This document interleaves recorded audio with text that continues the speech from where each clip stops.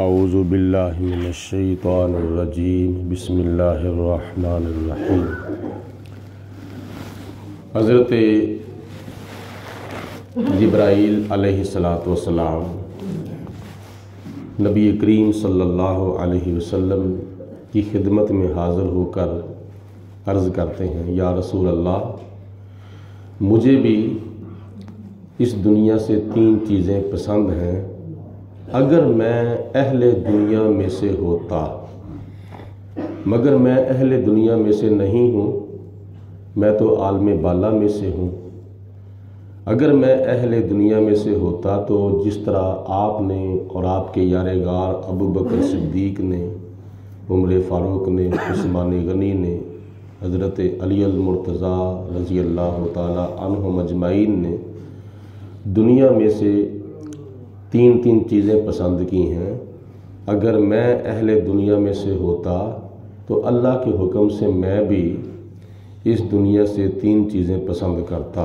تو آپ مجھ سے پوچھیں، آپ مجھے ارشاد فرمائیں کہ اے جبریل، آپ کو دنیا سے کون کون سی 3 چیزیں پسند ہیں؟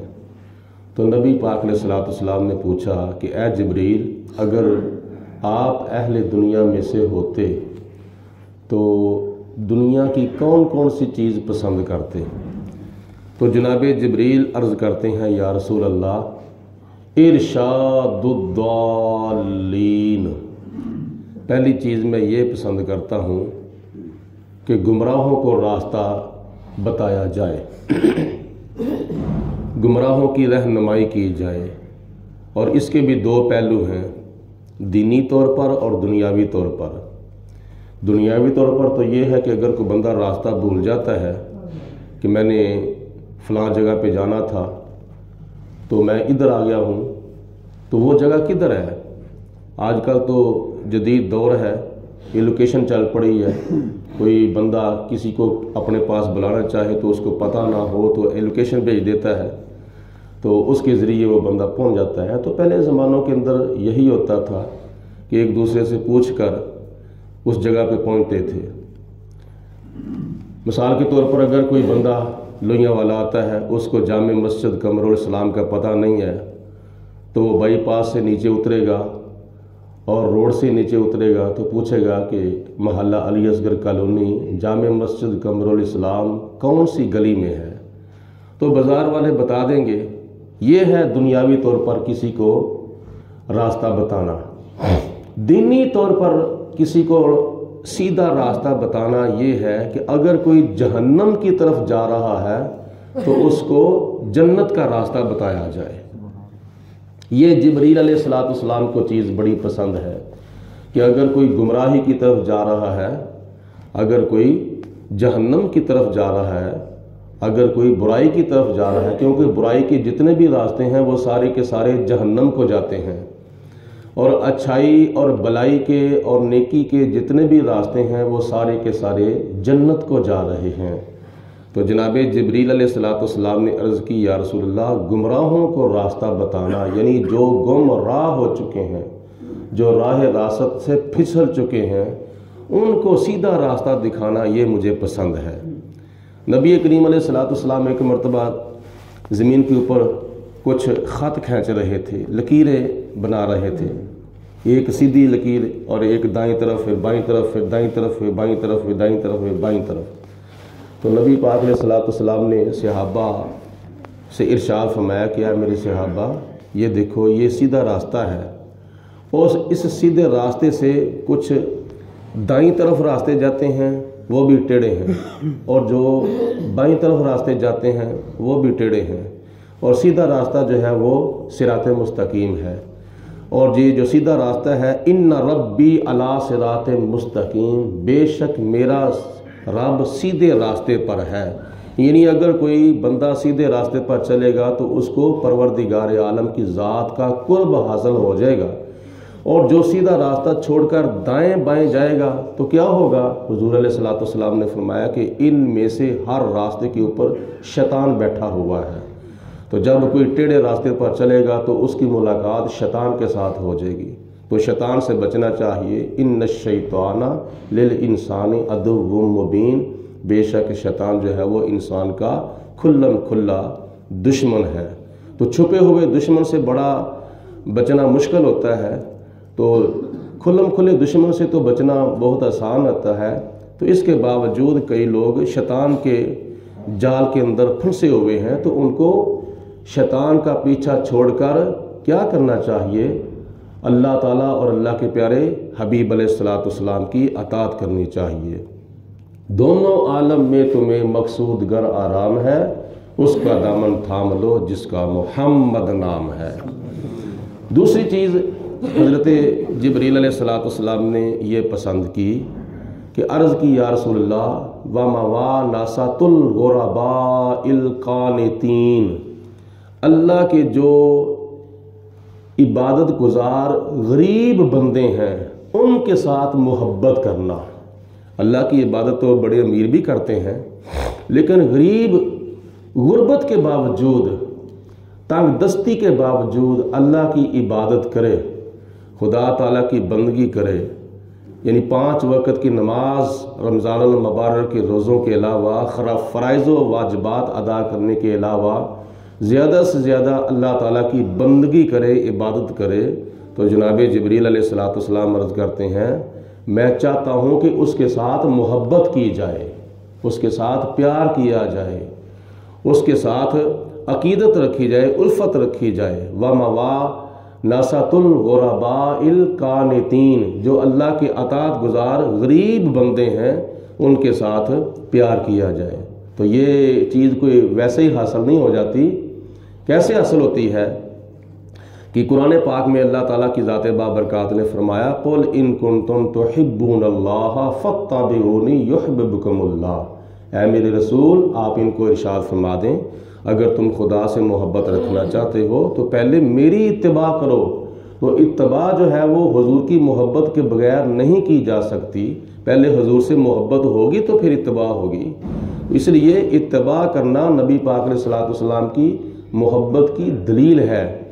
تو جناب جبریل علیہ السلام نے یہ دوسری چیز پسند کی۔ روایات میں آتا ہے کہ جب اللہ پاک اپنے بندوں میں سے کسی کے ساتھ پیار کرنا چاہتا ہے تو حضرت جبریل علیہ السلام کو خدا تعالیٰ فرماتا ہے کہ اے جبریل جاؤ زمین کے اوپر جا کر اعلان کر دو کہ اے دنیا والو، اللہ تعالیٰ فرماتا ہے میں فلاں بندے سے پیار کرتا ہوں اور تم بھی اس کے ساتھ پیار کرو۔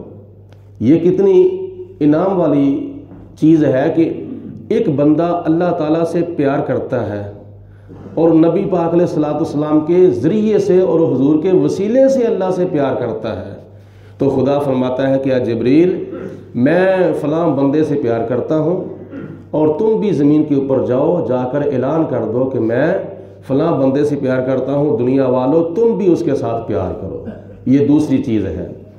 تو تیسری چیز حضرت جبریل علیہ السلام نے عرض کی یا رسول اللہ صلی اللہ علیہ وسلم وَمُعَاوَنَةُ أَهْلَ الْعَيَالِ الْمُوسِرِينَ، جو عیال دار غریب بندے ہیں ان کی مدد کرنا۔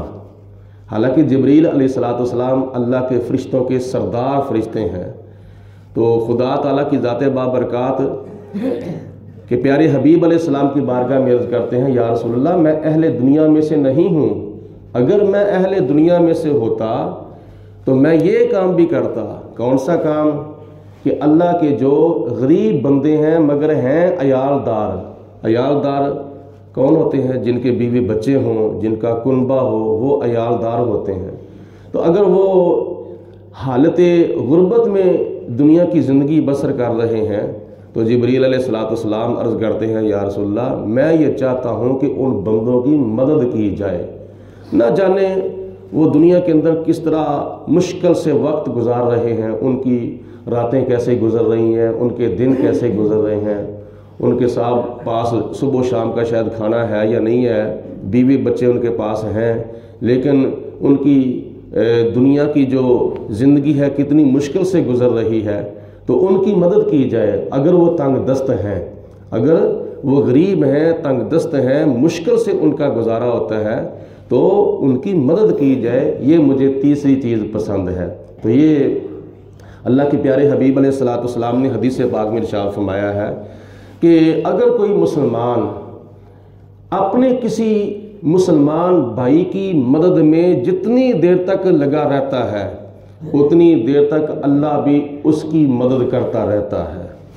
یہ کتنی پیاری بات ہے کہ نبی پاک علیہ الصلوۃ والسلام کا فرمان ہے کہ اگر کوئی مسلمان اپنے کسی مسلمان بھائی کی مدد کرتا ہے تو اللہ بھی اس کی مدد کرتا ہے، اور جتنی دیر تک مدد کرتا رہتا ہے اللہ بھی اس کی مدد کرتا رہتا ہے۔ تو جس کی اللہ مدد کرے غیبی طور پر غیب کے خزانوں سے، تو پھر وہ اللہ تعالیٰ کی بارگاہ میں کتنا مقبول اور کتنا محبوب بندہ ہوگا۔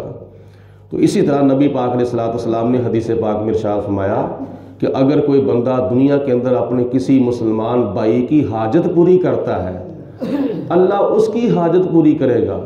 اگر کوئی بندہ کسی کے مشکل کام آتا ہے، کسی کو مشکل سے نکالتا ہے، کسی کی مشکل حل کرتا ہے، تو اللہ تعالیٰ اس کی بہت بڑی مشکل حل کرتا ہے۔ تو اس کو کیا کہتے ہیں؟ مشکل کشا اور حاجت روا۔ اللہ تعالیٰ کی ذات بابرکات حقیقی طور پر مشکل کشا ہے اور حاجت روا ہے، لیکن اللہ کے بندے جو ہیں اگر کسی کی حاجت پوری کرتے ہیں تو اللہ کی عطا سے وہ بھی حاجت روا ہے، وہ بھی مشکل کشا ہے۔ ورنہ تھانے کچہریوں کے اندر جا کے دیکھ لو کون کس کے کام آتا ہے، کون کس کو مشکل سے نکالتا ہے، تو کیا اللہ پاک کی ذات نے ان کو ہمت توفیق نہیں دی ہے؟ اللہ تعالیٰ کی عطا سے وہ اپنے مسلمان بھائیوں کی مشکل حل کرتے ہیں۔ تو اسی طرح یہ چوتھا پہلو ہے اسی حدیث پاک کا کہ اگر کوئی ذاتی طور پر کسی کی عیب پوشی کرتا ہے، قیامت کے دن اللہ پاک اس کی عیب پوشی فرمائے گا۔ یہ ہے حضرت سیدنا جبریل علیہ الصلوۃ والسلام کی 3 چیزیں، وہ جو آپ نے دنیا کے اندر ہونے کی صورت میں پسند کی ہیں، مگر آپ اہل دنیا میں سے نہیں ہیں۔ آپ اللہ تعالیٰ کے فرشتے ہیں، سدرۃ المنتہا پر رہتے ہیں۔ جب اللہ تعالیٰ کا حکم ہوتا ہے تو پھر جناب جبریل علیہ الصلوۃ والسلام اللہ کے حکم سے زمین پر آتے ہیں، تو پھر آتے کتنے ٹائم میں ہیں؟ 1 سیکنڈ۔ جبریل علیہ الصلوۃ والسلام کو طاقت عطا فرمائی ہے کہ 1 سیکنڈ میں وہ سدرۃ المنتہا سے زمین پر آ سکتے ہیں اور زمین سے سدرۃ المنتہا پر جا سکتے ہیں۔ تو وہ عالم بالا کہ اللہ تعالیٰ کے فرشتوں میں سے سارے فرشتوں کے سردار ہیں۔ اللہ پاک ہم سب کو عمل کرنے کی توفیق عطا فرمائے۔ اور یہ حدیث پاک کہاں لکھی ہے جو میں نے بیان کی ہے؟ حضرت امام ابن حجر مکی رحمۃ اللہ تعالیٰ علیہ نے المنبہات کے اندر لکھی ہے۔ تو جب یہ حدیث پاک ائمہ 4 کے پاس پہنچی، یعنی فقہ کے 4 اماموں کے پاس پہنچی، تو انہوں نے بھی پھر 3 چیزیں پسند کیں۔ سب سے پہلے حضرت امام اعظم نے 3 چیزیں پسند کیں، وہ انشاءاللہ تعالیٰ کل کی نشست کے اندر بیان کی جائیں گی۔ الصلاۃ والسلام علیکم یا سیدی یا رسول اللہ وعلی آلک و اصحابک یا سیدی یا حبیب اللہ۔ الصلاۃ والسلام علیکم یا رحمت اللہ، الصلاۃ والسلام علیکم وعلی آلک و اصحابک یا خاتم النبیین۔ اللہم صل علی سیدنا ومولانا محمد معدن الجود والکرم وآلہ واصحابہ وبارک وسلم۔ ربنا آتنا فی الدنیا حسنۃ وفی الآخرۃ حسنۃ وقنا عذاب النار۔ ربنا اغفر لی ولوالدی وللمؤمنین یوم یقوم الحساب، واعف عنا واغفر لنا وارحمنا، انت مولانا فانصرنا علی القوم الکافرین۔ الہی بحق محمد رسول دعا گناہگاروں کی کرنا قبول۔ الہی بحق بنی فاطمہ کہ برقول ایما کنی خاتمہ، اگر دعوت امرد کنی ور قبول، منو دست دامان آل رسول۔ الہی یہ مقبول میری دعا ہو، میری ہر ادا سنت مصطفیٰ ہو۔ الہی خدایا بحق محمد رسول دعا گناہگاروں کی کرنا قبول۔ کریمہ ببخشائے برحال ما کہ ہستم اسیر کمند ہوا، ندار مغیرت تو فریاد رس، تو ای آسنارا خطا بخش و بس، نگے دارا مارا زراہ خطا، خطا درگزارو ثوابا وما۔ ربنا تقبل منا انک انت السمیع العلیم وتب علینا انک انت التواب الرحیم، وصلی اللہ علی حبیبہ محمد وآلہ۔